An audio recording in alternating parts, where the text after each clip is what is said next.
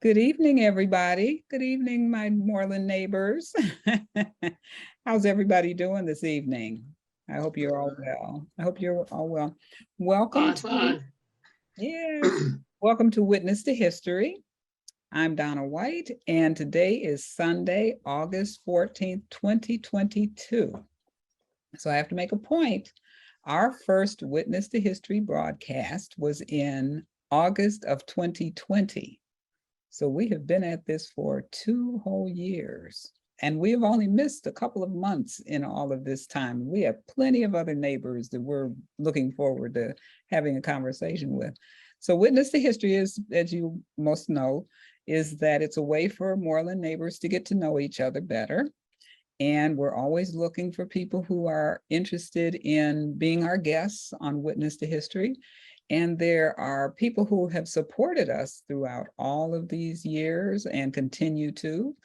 Megan Hayes, thank you, Megan, for being here. Megan is with our library and she posts our Witness to History interviews on the library website so that people now and forevermore will be able to have access to these wonderful conversations.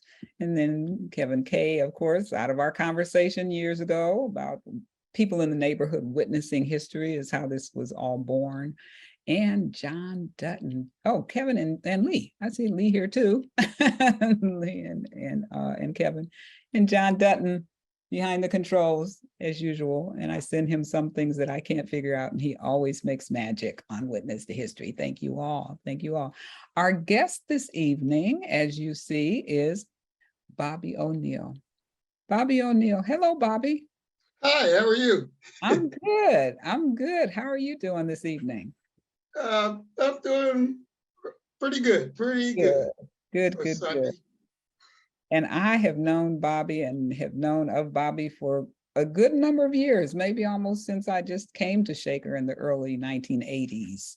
And so, we're going to have a wonderful conversation this evening. And I want to thank you, Bobby, for agreeing to be our guest this evening. And, as we usually start the conversation, or I'll just let you know, that I have taken notes, in a wonderful conversation that Bobby and I had the other day. And so I'll ask a few questions, learn about his life here in Shaker and beyond. And then if anybody wants to chime in and ask questions, feel free to do so. And you can always post messages in the chat. We'll make sure that everybody hears the notes. And Megan made a comment here about posting the site on the library website. My pleasure. All archive shows are linked on the library's webpage about Moreland neighborhood history at shakerlibrary.org/Moreland. Open the section Moreland Images and Memories. It's very easy to find. It's very, very easy to find. And Mel, Gwen, and Tina say, happy day, all congrats on 2 years of history. Thank you. Thank you, Mel, Gwen, and Tina. It is a milestone. It is. It certainly is. Well, Bobby, as I start off asking our guests, when did your family move to Shaker Heights? And where did you move from? Well, we lived in the Glenville area. We lived at 125th and off Superior. Okay. And we moved into the house that I'm in now in 1966. Okay, 1966. So that was a few years. We've been here quite a while. We've seen neighbors change and streets change. I mean, it's been interesting. Yes. Well, Milverton's an important street. Sometimes Right. we folks who live in Shaker and sometimes in Cleveland. How old were you when your family moved onto Milverton? I was in the 5th grade, so we can do the math. Okay. Fifth, I must have been around 10 or 11, 10. Okay. Okay. And so you were living in the Moreland area. And so tell us about your transition from a Cleveland school. At that point, you had been in an elementary school in Cleveland, for quite a while. Would you say Chesterfield? Chesterfield. Mm-hmm, mm-hmm. And one of the things I do have to make a point that many of our guests on Witness to History moved to Shaker from Glenville. We have many people who are Glenville grads who Right. came after they graduated. And then you were in the Moreland. You went to Moreland Elementary. Tell us a little bit about your experience at the elementary school here in Moreland. How did it feel? Fifth grade is sometimes a challenging transition. You had been at another school for a long time. How was it coming to Shaker? Well, it was very interesting. Moreland was a much smaller school. The classes were much smaller, more education was going on. And even though the kids at Chesterfield were just as good as the ones that I became friends with in Shaker, they had a little more stuff, put it that way. And it made life a lot easier and a lot funner. That's nice. Well, I met your mother, or I met her a while ago, but I think we have some pictures to share here, and many of you certainly recognize your mother. And your mother also is living in you all live in the same house now in Milverton? Right. Yeah. My mother's lived here continuously since 1966. I've moved in and out and all around and everything, lived in California and all that stuff. But Mom has always been right here. That's nice. That's nice. And sometimes we come home. Come home to Right. work. It's always cheaper. Okay. All right. Yeah, that helps. That helps. Well, I think I remember you telling who was the principal at Moreland when you were there. I think some His name was Kennedy. Mr. And Kennedy was he was part of he was the principal, but he became like our father, our ministers. I mean, he did, a lot of preaching as well as teaching. And not necessarily in a biblical sense. It was that he was just, trying to teach us the right things, right and wrong. And there were a few things you told me about your relationship with Mr. Kennedy, because you said that you Mr. Kennedy loved and hated me. He what? He loved me, but he hated me. Oh, okay. Okay. And why? Because he had my mother on speed dial. That's probably why. And he kept me in trouble. If I did anything wrong with 10 people, none of them got the phone calls. I got them. All right. All right. There was something that you said here. It's interesting. I wrote this, that enjoyed his time with the principal, but you weren't sure that the principal enjoyed his time with you. There you go. I worked him. You worked him. But, it sounds like you had a good experience. I did. And it was just delightful to be in Moreland. I mean, and meeting the new people and the pretty girls that came out of Moreland. It was a lot of fun. A lot of fun.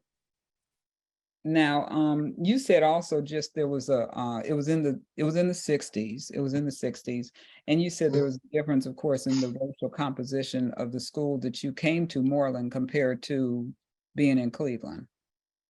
And in the mid 60s, I think in terms of the schools, the comment that you made about how the class size in Moreland was much smaller. Right. That was one of the things that I enjoyed the most. It was, when I was at Chesterfield, I mean, we would have so many kids that we'd have kids sitting next to the teacher's desk and all over the room. It'd be 35 or 40 of them, and then to get to Shaker and find a more manageable situation, it gave us time to do a lot of other things that that made it much more enjoyable. Yeah, it's interesting even for a young person to recognize that, because We were Well, used. I didn't really recognize it at the time as much as, the reason for, the success that they were having Mhm, at Shaker. mhm, But, it's obvious now. mhm, mhm. So you went through the Shaker schools. Junior high for you was at Woodbury. Woodbury. And then the high school. And you came out in 73. Sure did. All righty. All righty. In fact, um, yes, go ahead. Woodbury was a very nice situation. I mean, I liked the football teams that we had, the basketball teams, Mhm, the other activities, the field trips that we had, and mhm. it was a very enjoyable time. And when you went to the high school, sounds to me, well, when did you start playing sports? Because I know that you told me about sports in the high school, but did you play Yeah, sports in the well, junior? Woodbury had a lot of sports. We had Okay, football, basketball, baseball. I played baseball there as well. okay. I mean, In sounded. high school, I played a little football, a lot of baseball, and a lot of Mhm. golf. Okay, I was okay. on the golf team at Shaker. Yes, tell us about that. Tell us about that. Uh, I mean, I didn't it, even know young one, people played golf till I moved to Shaker. I you mean, I know, know older people did, but I didn't even think of young people in high school, or well, having. they've had golf teams since day one. Mm-hmm. Mm-hmm. And golf was an interesting situation. The coach there was Al Raymond, who was also the football coach. And uh, we didn't get along that well. Okay. uh, and he really didn't want me on the golf team. But Mm. golf's the type of sport that you go on the numbers. So if you can shoot a better score than everybody else, you're on the team. Mm. Mm-hmm. I shot a better score. Mm-hmm. Oh, And okay. so that was a good, I stayed on the team for pretty much the whole season until Mhm. I was booted off. Oh, okay. Now, is this the coach you said also was an NFL? No, it was one of his assistants, Jerry Rice. He was a NFL official for Okay. many years. He Mm. would spend his Sundays either traveling or working down at the stadium. Mm-hmm. Mm-hmm. Yeah, Okay. Well, let's go back. I think we have pictures of your family. I think we have pictures of family, your mother, and some others, and we'll start sure. going through your photos.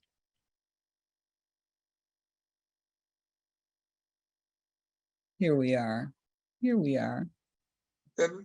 Up in the right corner is my mother and her sister and Mm-hmm. my two cousins who live in California. The one on the right side used to be the president of promotions for Capitol Records out in LA. He used to work in that Capitol Records Mm. building, that landmark.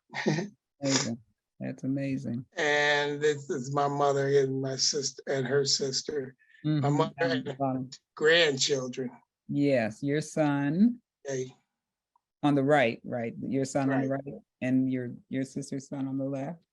Yes. Yes, yes, that's nice. So what's the next picture that we have? Then I want to start talking about your, okay, family pictures. Yeah, Family. this is my son's mother, Anthony. I don't remember the kid in the other side of the picture, but he's a friend of their family. Mm-hmm. Mm-hmm. Okay. Then let's go through the pictures of you and your son, because we have quite a few. And your son's Yeah, name? yeah. All these are my son with the big forehead. Oh, okay, okay.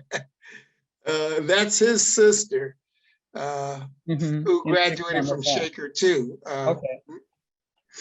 and now is teaching. She also worked up at the court with me and Mhm. and everybody Okay. for about 5 years while she was in school. She's bilingual, and she was Oh, nice. doing so well in school. Very good. And then the picture on the right, you said is your sister. Oh yeah, I couldn't see that because of Mhm. everybody. Yeah, Yeah. that's my sister, Mhm. Kelly. Kelly was born quite a few years later. She's a school teacher out in Euclid, Mhm. uh, and I don't see too much of her because she lives way out on the north side. Okay. Way out there. It looks like she's teaching the kids something there in this picture. Yeah, always, And the little one. always. The little one. Okay, well, Yeah, let's continue our conversation about your son. and that's my son. He's working out in Solon now. Mm. He was going to Cleveland State, Okay. but he took some time off to go to, the hard knocks Mhm. life that he's going to deal with in going straight to work. So Oh, sure. Well, if he changes his mind and he comes down again, tell him to look me up. I sure will. Yeah, I sure will. absolutely. Absolutely. I sure will. And that's my sister and her son and my aunt who lived in California, but she's no longer Okay. with us. Oh, okay. Okay. Yeah, we're going to talk about your California connection. The next picture. Oh, this is something. This is we were out fishing on Paimatumi Mhm. in Keith Williams' boat. Keith is also an employee of Shaker. He was the assistant director of housing for Shaker, and we worked real close together and became good friends. You're an all-around sportsman. Fishing. No, I am not a fisherman. Okay. Okay. I That's was not on just there. okay. It is your son holding the fish after all, huh? Okay. Right. This is my son holding the fish, and he's Okay. not much of a fisherman either. All right. He was scared to death of that picture. Okay. But he held it long enough for the picture to be taken. Right. That's good. That's good. And that's my nephew missing a few teeth over there. Okay. Alrighty. Seems like And a lot of my nephew's doing very well. He's a basketball assistant coach at Beechwood. He oh, okay. graduated from Beechwood, and they took him in, and now he's as well as he's in Cleveland State, Oh, wow. trying to get his teaching certificate. Okay. Okay. That's nice. They're both still here in the Cleveland area. They are. First cousins, huh? Yeah. Good, good, good. That's Anthony right there. And I think that must have been about the 7th grade or 6th grade or something like that. All And right. this is his graduation picture in the From high school. in 17 and 18. So he's a young adult now. Very good. Thank you for introducing us to your son. Thank you for. Yes. So let's go back a little bit. You finished Shaker in 73. Tell us what you did Yes. after that. Hmm? Tell us what you did after high school. Well, I after graduating from high school, I went down to Morehouse College in Atlanta, Georgia, Yes. and immediately fell in love with Atlanta as well as Morehouse. I mean, the connections that I made at Morehouse have been the most important connections that I've ever made. I mean, I went to school with Spike, who graduated a year or so after me. Wow. Okay. And Did you know him when you were there? yeah, we did a few United Negro College Fund commercials. Oh, okay. You Okay. know, the ones that come on at 1:30 in the morning. Right. So we can't call you up and say, okay, I remember seeing you in that commercial, huh? Yeah, Okay. yeah.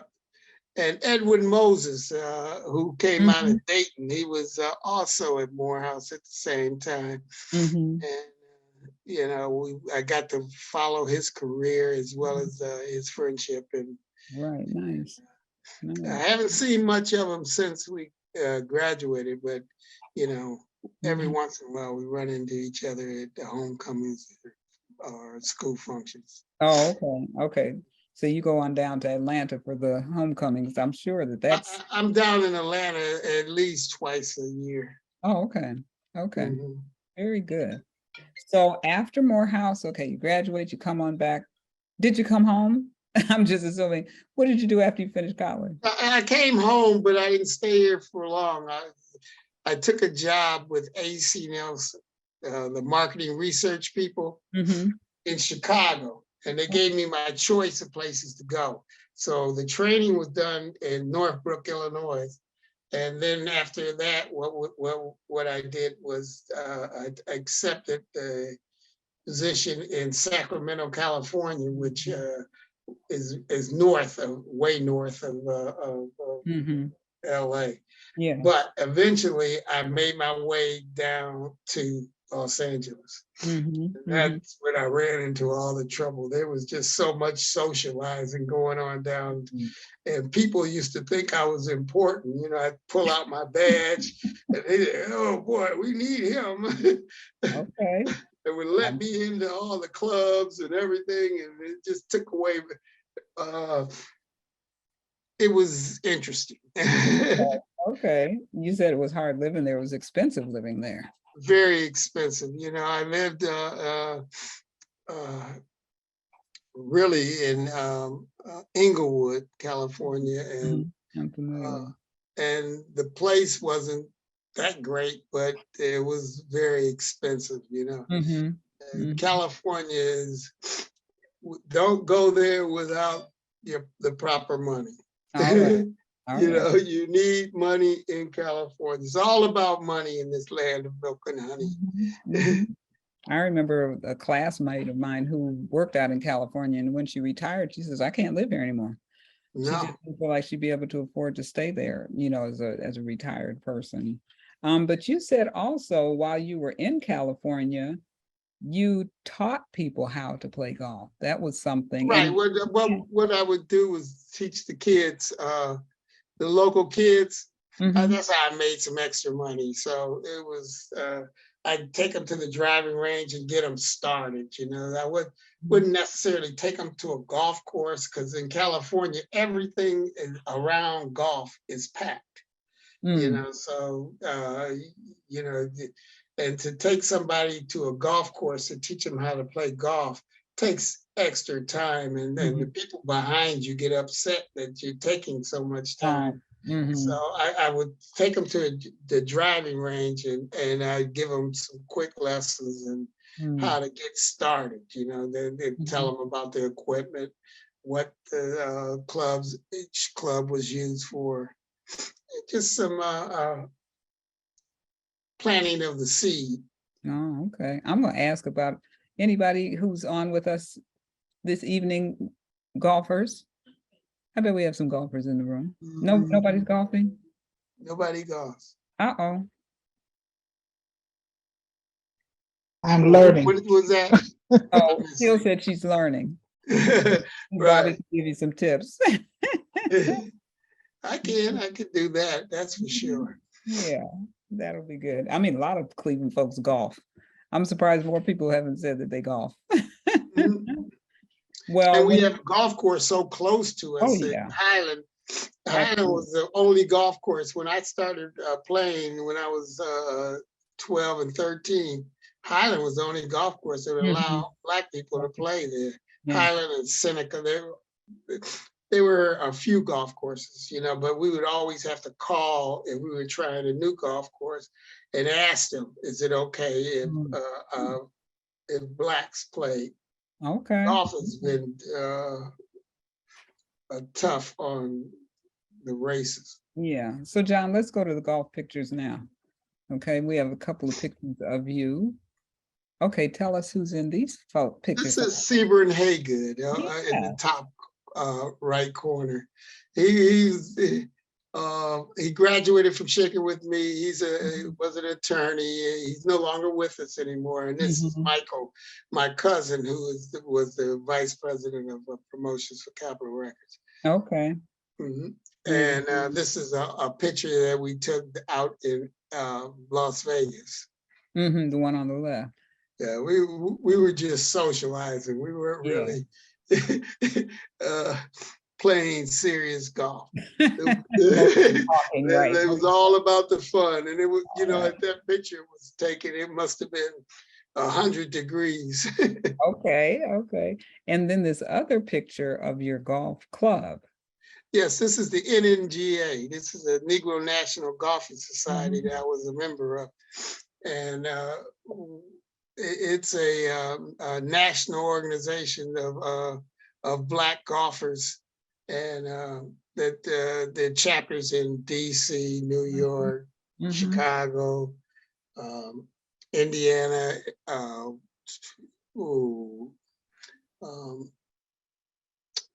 Richmond, Virginia. They're all over the east side of the country. That's interesting. And you said it originated here in Cleveland. It did. It started with my uncle, Dr. Herschel Cochran, Mhm. who actually started it with 4 golfers, one from Mhm. Philadelphia. No, I think he was from Pittsburgh, but and my father and 2 other golfers, Mhm. and it just grew, and Mhm. it's a very active. I mean, last year we went down. Not last year, 2 years. Well, before the Before uh, COVID. COVID, we went to Costa Rica that year, and Wow. we do things like that. We have one international trip a year, then we have one tournament at each individual site Mhm. in the Mhm. country. Nice, nice, nice. I know there are, a few Black golf clubs, in Cleveland. We were the oldest. Oh, really? The oldest. Yes, Okay, yes. here's Bobby right there, everybody. If you were looking for him in the picture, there he is. Now let's go back to talking about your family, because we have pictures of your sister and her husband as well. And then we'll move Okay. on to your reunions that many of us may remember. He just called a few seconds ago. Oh, okay. That was him ringing the phone. Okay, here we are. This is on the right. That's a picture in Hawaii of the whole family. That's my brother-in-law. He's a CPA in Beechwood. Okay. And my sister, who is no longer with us, who had died of cancer. Oh, And my baby sister, again, the teacher in yeah. Euclid. That's a nice picture. That's nice. And these are my sisters here. That's my sister, the older sister, and Kelly, that teacher. He was younger. When she was younger, those are nice. And your brother-in-law. Yeah, my brother-in-law. He's like a friend and a brother to me now. We've grown very close. We do a lot of traveling together. Oh, good. He doesn't play golf, but he would go to the tournaments and do other things. Oh, nice. Okay, nice. Good friend. Yeah. You have other pictures? Here's more. That's the whole family there. Jay, Anthony, Pam, Gary. Nice. Beautiful family. Beautiful family. And these cousins always, it seems like the pictures you gave me anyway, if there was one, your son and his cousin, very close. They're still right. It was a problem getting them together. So when we got them both together, we would always take pictures and stuff. Oh, nice. That's nice. Beautiful family. Now, oh, here we are. Oh, this is an interesting picture. That's an old picture. That's my cousin, the one that's vice president of Capitol Records. Okay. Back in '71 when he was in high school, or I don't know if he was in high school because he graduated in '71. Yeah, we love that. He came to Cleveland to go to Cleveland State for a while. Oh, okay. Wow, that's an odd move for people in California. California. He came from California to go to Cleveland. Ooh, right. Okay. And my Uncle John, who didn't live much past this picture. Mm. That's me. I don't know, acting stupid. It looks like I'm all slouched up. That's a good picture. Mhm. So I think after this, we go on to the reunion. Oh, the reunion. No, oh, no, I'm wrong about that. These are pictures of you and your friends. That's my aunt. This is Gail Cochran, who is like an aunt, and she took me to baseball practices and things as a young child. She lives out in Beechwood as a travel agent Oh, okay, in Beechwood. okay. This is Penny, who graduated from Shaker, one of my dearest friends, Oh, nice. and I love her to death. Oh, wonderful. It's good to stay in touch with your friends, high school friends. Oh, it is. And she's made a couple of our reunion parties too. Oh, good. She comes in from out of town. Right. Her father lived over on Ludgate for until, must have been 2 or 3 years ago. But now she doesn't have the necessity to come back to Cleveland as often. I see. So now are we on the reunion pictures? Okay. I don't know. Now, this is a whole conversation. I think the first one is when it has 73. So that's a Shaker reunion. right. That's and my date. That's Dr. Franklin. We were hanging out at the reunion, having a ball. But and what year was that? I think you told me what year. I think it was 2003. I think it was 2003. Yes, I think that's what it was. I know my hair is still black there, but right. Yes, that was 2003. So so everybody has to hear what Bobby said. That was the Shaker reunion. Shaker We're going to talk about the Shaker sponsored reunion. Yes, Shaker sponsored reunions. But I think possibly how I know you, Bobby, is from school days, because I was not a Shaker person, and there would be Shaker reunions and they would just be wonderful. And fortunately, people who didn't graduate from Shaker would be able to come. So tell us about about school days. Just tell us all about school days started because, again, that's Spike Lee's joint. It was that was the name that we stole. Yeah. Right. It looked familiar. Yes, it did. And these are pictures from one of my reunions, and we've had probably 15 of them.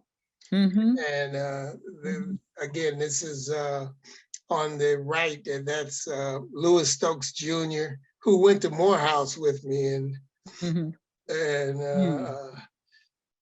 the rest of them, all Shaker guys. They all graduated a year ahead of me or a year after me. Okay. That's Stokes. Okay. So you had these reunions. That's Leon there, John. So you could see, yeah. Okay. Right. All of these guys, they're. If I was to give a party next week, most of them would be there. Oh, that's nice. I mean, this is Eric Johnson, who went to Morehouse, and he lived in California, but he came back, and this was a Christmas party. I could tell by the clothes that we're wearing. He came back for our party.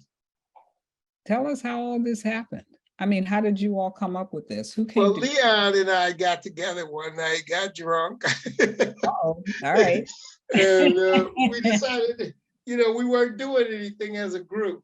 And so we said, let's have a little party at Vales, which was down there. At that point, I believe it was on 105, but it moved over to the hill later. And it was just about getting the people together. And we would do it mostly, it started out mostly only at Christmas time. So it would always be in between Christmas and New Year's. Right. And so that people that were traveling could fit it in their schedule. Right. Yes. In fact, I was looking at the Facebook page. Everybody should look up Shaker Days and look at the Facebook page and see all of the people having such a good time, people dancing and all. I came across a couple of pictures of my daughter. Yes. She was And she entertained us as well. yeah. So she was a singer. Mhm. She's a singer, and she did a great job. But that was one of our best parties. Oh, wow. I mean, she Okay. had the party rocking. Well, I don't know if you knew that. Okay, I have to make sure she knows that. That's good. Mhm. But these were really, you know, for folks who had not gone to any of these parties, these were the parties to go to. You know, I mean, Shaker Days, just really popular. Just, you know, no matter when people graduated from Shaker or you knew people who graduated from Shaker, you know, these were events that people looked forward to. You said you did 15 of them. You know, that's Yes. a good stretch of time. And tell us about, you know, a little bit about Vels. You mentioned that. How many of us here have heard of Vels? Is that anybody familiar with Vels? Oh, yes. Okay. See, I know. Right. Yeah. Yep. Vels. I It's a remember popular Vels. place. It was It a was very popular place. popular. Which one were It you at? was. On On the hill? on both of them. Okay. Oh, you went to Yeah. the first one too, huh? Yes, yes. Yeah. Because they used to have a Sunday breakfast, and I used to go to that one, and then I used to go to their parties that they had there. Mhm. Vels Yeah, was wonderful. It was beautiful. yeah. That little balcony, you Yeah. could sit there and get your meal and everything, the dance floor. It was really nice. Right. The second one on the hill, they had two parties because our first started out in the small auditorium that overflowed into the big auditorium. So we had to take the big auditorium for the second, and from then on. So we miss Shaker Days, you know. Oh well. The reason it was stopped is just Because because of of the COVID. COVID. All So right. Well, we may look hopefully we'll get it back together. forward You to know, looking out for it's that. hard to get everything Oh back yeah, in place. that. Oh, absolutely. And people are not necessarily anxious to travel as much as they used to. No, So they're getting older. That's what they're doing. yeah, that's true too. That's true too. We don't quite do the same things we used to do a while ago. So No. so that's, tell us about your career. A lot of us, you know that you worked for, you know, Shaker for many years and had some other jobs, you know, along Well, the let me way. tell you how it started. I was campaigning for city council. I was running for city council, and I met KJ Montgomery, the Mhm, soon-to-be judge, and mhm, out campaigning. And so we started campaigning together. You know, she would and I would go to different spots together. mhm. Uh, so after the election night, we found out that she won and I lost. So Uh-huh. she called me up the next day and said, "You got a job." Okay. So at that point, I was working down at juvenile court. Mm-hmm. And so she took me over. Oh, excuse me. My sinuses are just doing me in. Oh, no problem. Uh,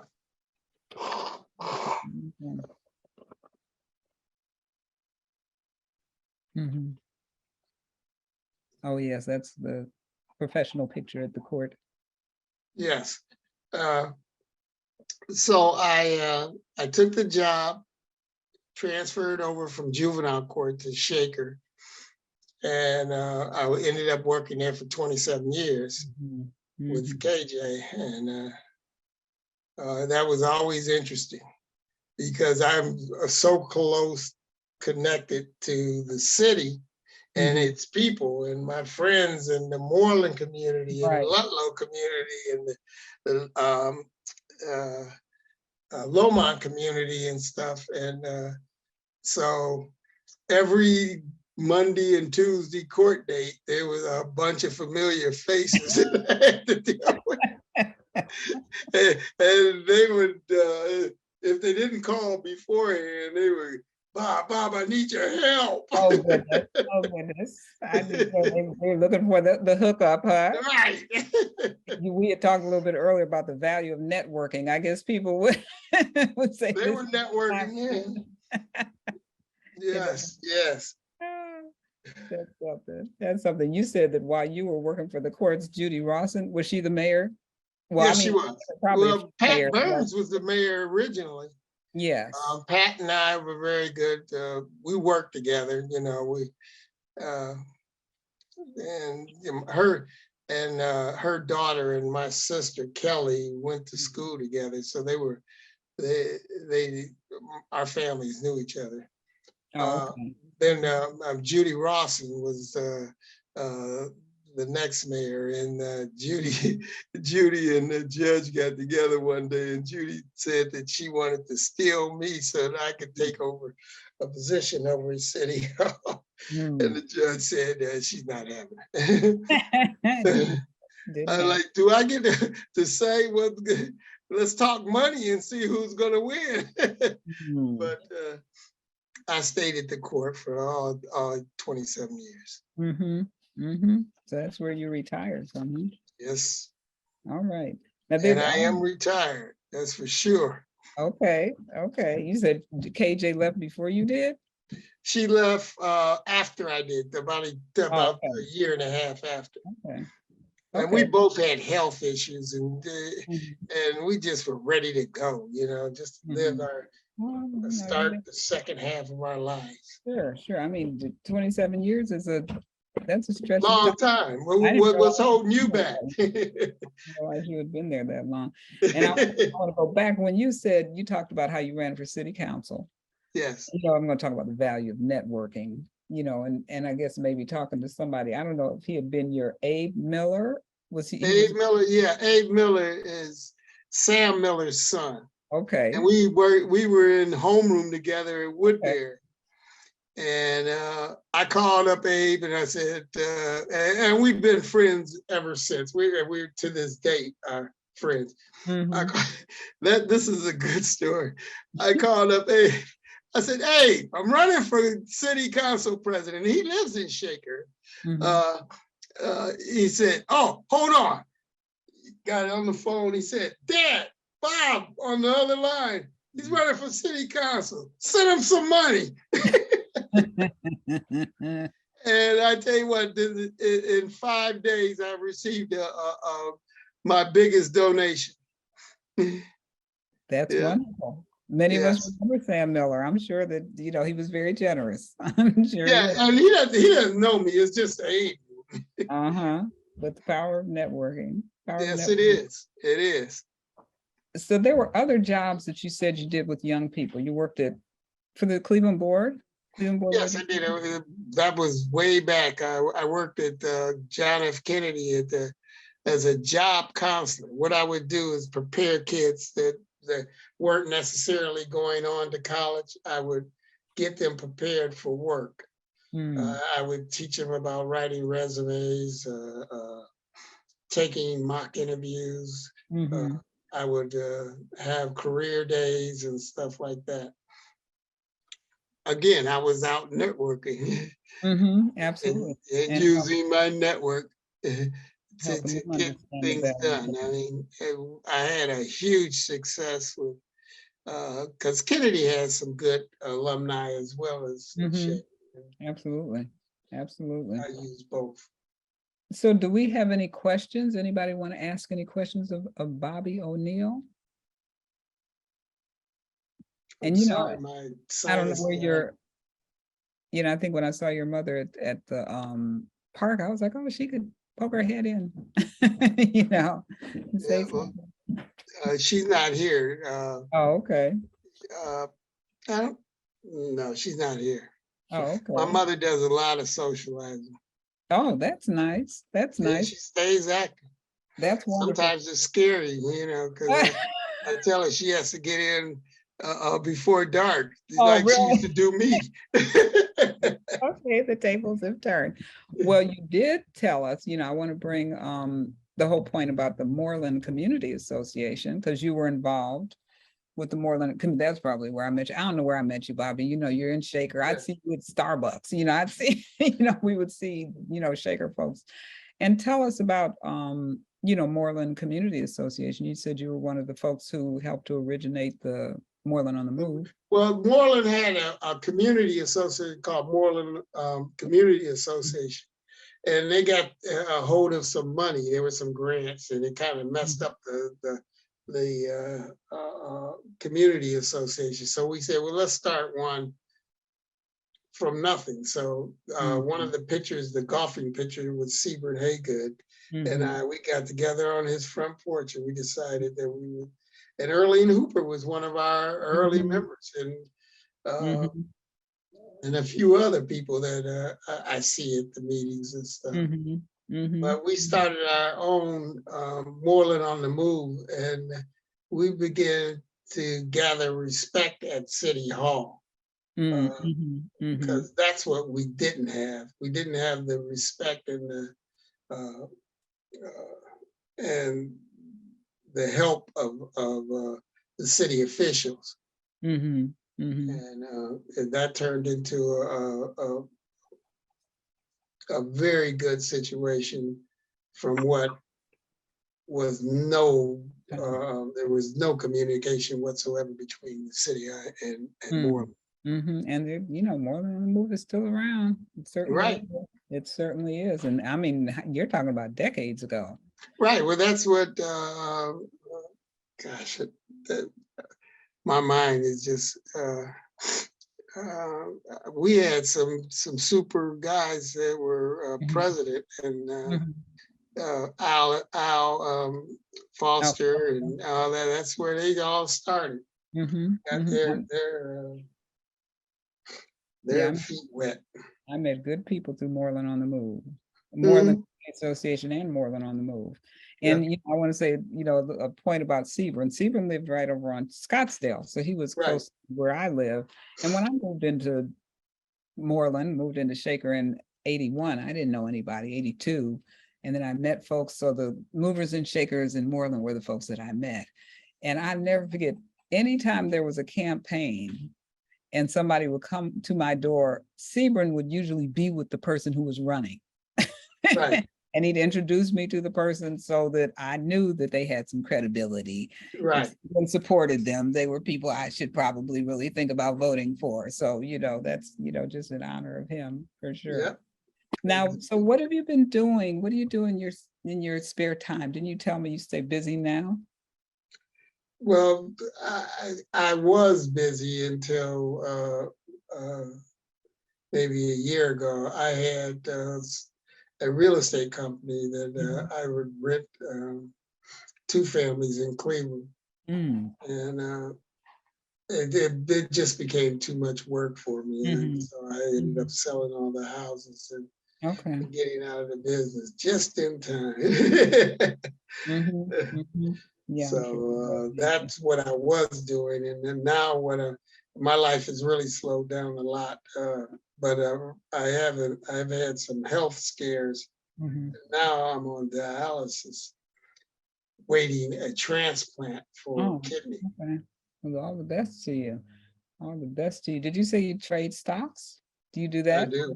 For a while? Yeah. I've done it all since about 20 years. Wow. That should be interesting. It is. It can be, and it can be rewarding. And it can be very tough. Scary. Well, you get all the information. So if you read well, you shouldn't do bad. I mean, you may not make a whole lot of money, but you shouldn't do bad. Okay. But if you're out there betting on crypto and all that other stuff, I don't even know what the true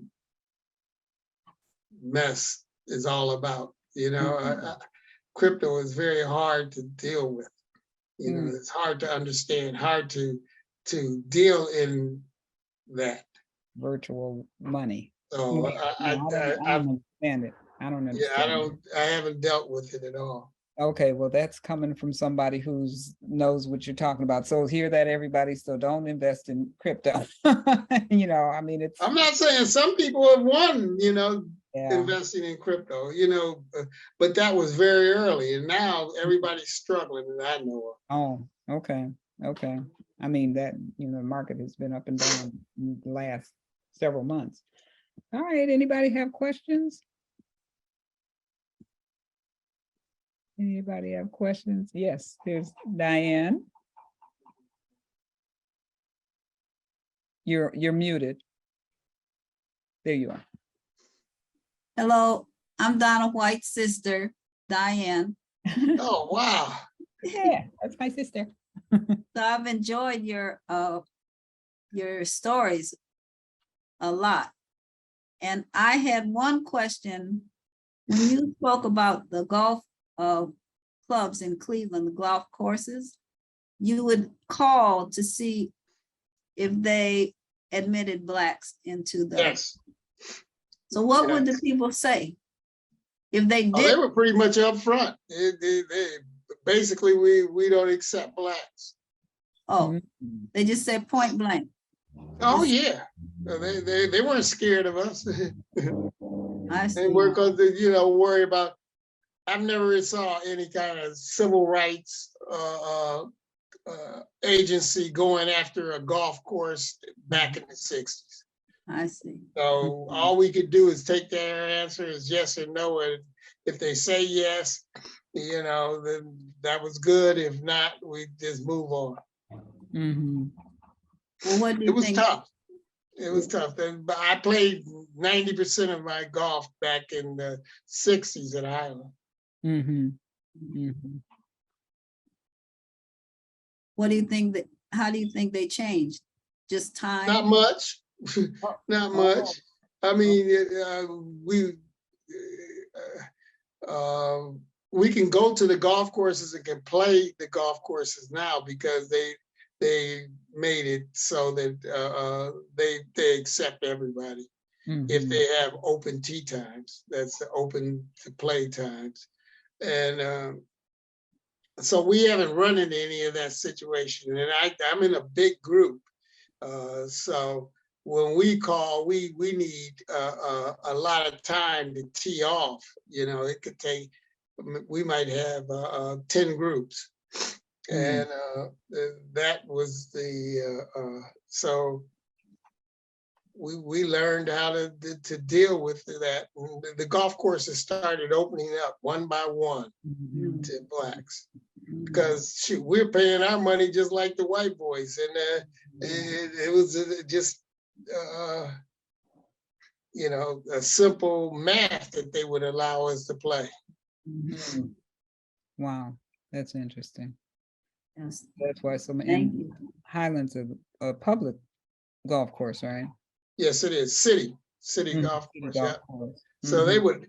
they always let us in, and there was another golf course on the west side called Seneca that was part of the city's system, and they would let us play as well. Okay. All right. All right. It's just a lot further out there on the west side. Mhm. Wow.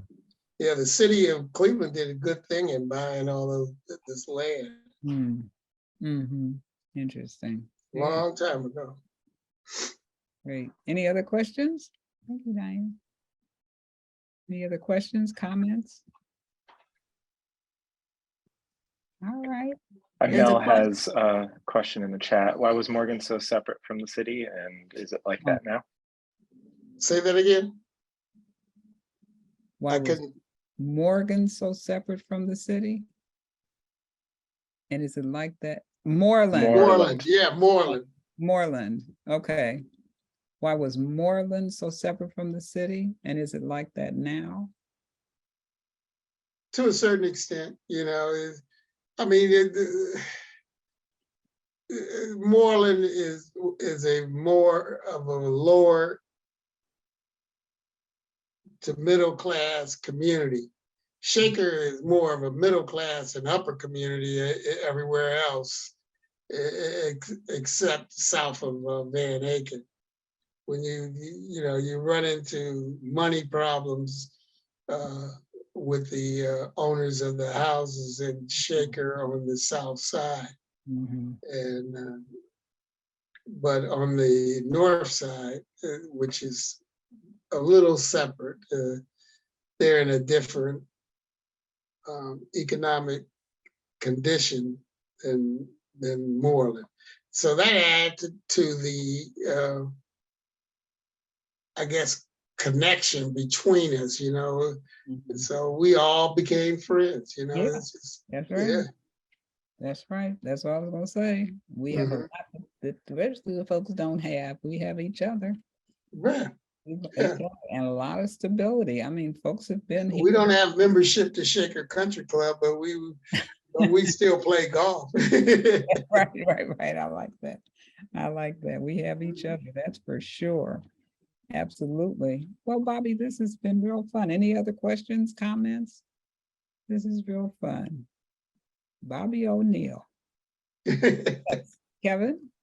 I have a question, just what changes have you seen on Milverton Road since you moved in? Well, I've seen more absentee ownership of homes. Hmm. And that because when I was working at the court, I was in charge of the housing department of the court. And what I would do is help residents and all throughout the city, not only Shaker, but University Heights, Pepper Pike, all those communities. I would help their owners that didn't have money find some money if it was available. And I would talk them or take their hand and hold it while they dealt with contractors, because a lot of people had problems with contractors ripping them off and all that stuff. So I was like the go-between. I was the specialist for Shaker's housing. So I got knee deep into the situation where a lot of people couldn't afford the house. A lot of people could afford the house, but didn't understand how to take care of their house. And so I'd have to figure out which one it was and try and help as best I could. Wow, important work. Mhm. If I could just follow up on that real quick, I mean, there a lot of houses came down on Milverton. That must have been, I mean, must have been a lot of people that you knew. Right there, as you come off of Chagrin and then turn that hill, yeah, they're people that I knew, but they were new owners. These were people that during the housing boom, they bought the house with no money down. They got into a situation that was over their head, and eventually they got wiped out, and the house was because they had changed the laws. They would allow them to stay there for years without paying or making any kind of repairs, and so the houses became so far. They were so badly beat up that they eventually just had to take them. Yeah, but so I didn't really know those were some of the people that moved into the community. When we moved here in '66, all the way up to about '75, almost everybody here was homeowners. There were very few absentee landlords. Then as the absentee landlords came, so did the bad situations. Yeah, there would be nice, you know, when people come and live in the houses that they own, you know, multifamily houses. Okay, Mel, Gwen, and Tina, what do you think the future of Moreland would be? Or what do you think the future of Moreland is, I guess? I think Moreland's gonna do just fine the way it is. And as we get more homeowners back into the houses, and I think it'll do quite well. You know, a lot of us love this community. Yeah. I mean, you know, also, I think that Cleveland now is beginning to do things with the border, and the border situation is very important. You know, when the people on 154th, which are in the backyards of Menlo, they pay very little for the houses. They don't pay much in taxes, but they live in the same neighborhood, in the same area, you know. So I think that that's gonna squeeze its way out because there's so many vacant houses. If we could get Cleveland to tear them down, not necessarily build back, but just to tear them down right now. And I think that's would be a great start. Mm-hmm. Yes, we'll see what, how well they can do that. It all costs money. That's for sure. That's Yeah. for sure. Yeah. Well, the one of the things that is happening in your neighborhood sometime soon, Bobby, is they're going to start building houses on Sutton. On Sutton. I understand that there'll be. Well, they've been building houses on Sutton since 1986. Well, There's some new houses on there Sutton. will be new development sometime soon. And I think- that's great. Mhm. That's great. Yeah, so that'll be the next wave of development over there on. And that's going to be a tough sell because those houses are going to back up to Cleveland. And just like those apartments on Van Aken, those are, that's not a very safe neighborhood. You can't walk the neighborhood. The houses over, as you come out of their backyard, that you're in Cleveland. Interesting. That's an interesting conversation. Mhm. They're building more of those apartments. They've They already are. down. They're building they're building all over the place, and I've never even seen Shaker build so actively. Well, But that's good. and That's good. well, the mantra is build and they will come. That's what Well, happens. People will But occupy. I know they will come, but the question is, will they stay? Yes, that's a big conversation. That's a big conversation, but a lot about the housing market and what people have to do to keep their houses for sure. Hopefully Right. that is still And there. see, Shaker has different standards. You don't just move in your house in Shaker and don't cut the grass and don't paint the house because they'll bug you to death. You aren't kidding. Yeah, one time I got one of those notices. It was in May. I was like, it's raining. And they were like, but your grass is too long. I'm like, well, they come out with a little ruler. Right, they sure do. They will measure the grass. In May. Anything above 6 inches is 6 inches, that's what it is. And they will send you a nice little letter saying, if you don't cut your grass by tomorrow, we'll just send you a bill. Yeah. That's for sure. And I think most people don't realize how important it is to cut the grass. That's maybe not a violation, but it keeps your house looking like everybody else. Sure, absolutely. I mean, the community looks beautiful. It really does. Looks great. All righty. Well, wonderful, wonderful. All Thank right. you, Bobby. This was just a wonderful conversations. Thank you so much for being our guest on Witness to History. Thank you. Thank you. Yes. And I don't know if Crystal's still here. She's like, you need to call Bobby O'Neill. I said, oh my goodness, yes.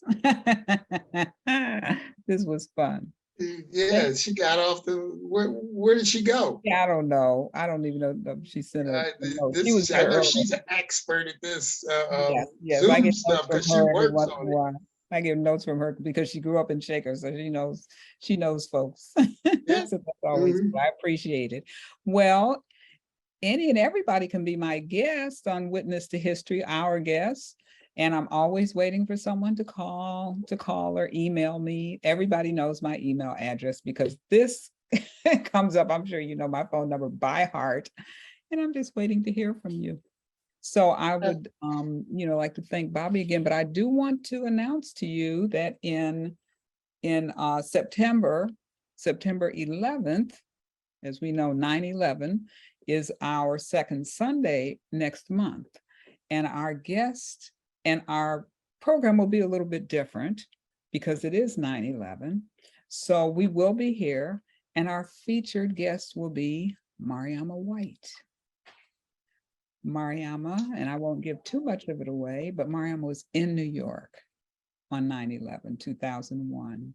And so it'll be a conversation. It will not just be Mariama, but I hope everybody comes so that we can remember 9/11 and have a conversation, in honor of those who lost their lives, and to know that we will never forget, that moment in our history. So please join us and make sure you tell all of our Moreland friends that we will be here on September 11th. And Mariama will start our conversation off that day. All righty. But, we'll be around every month after that as well. So please get in touch with me. Let me know when you are ready to be our next guest on Witness to History. Thank you all so much. Big Thank you. thank you to you, Bobby. Thank you. Thank you. Thank you. This was great.